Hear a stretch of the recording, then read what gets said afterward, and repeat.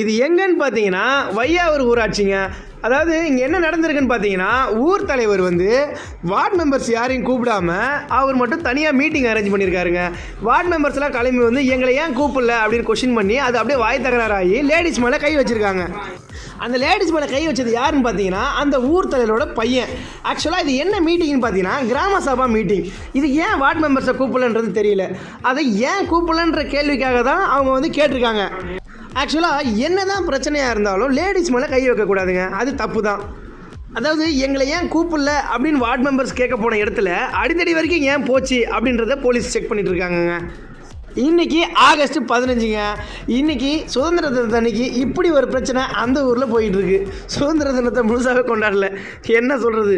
அதாவது ஒரு பிரச்சனையை ஈஸியாக முடிக்க பாருங்கள், இந்த மாதிரி அடித்தடி வரைக்கும் போகக்கூடாது. அதுவும் லேடிஸ் மேலாம் கை வைக்கக்கூடாது ப்ரோ, தப்பு தான், கண்டிப்பாக அது பெரிய தப்பு. அது மாதிரி இதுக்கு